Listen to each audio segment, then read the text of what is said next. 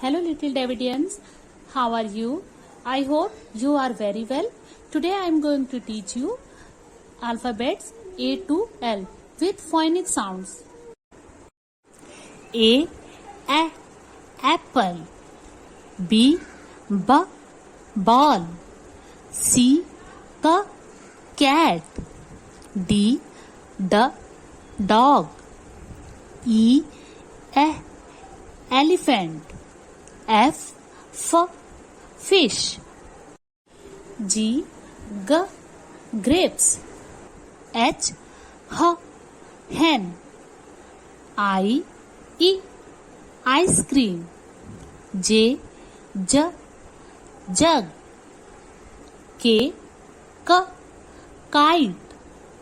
L, lion. Student, you have to practice like this at home.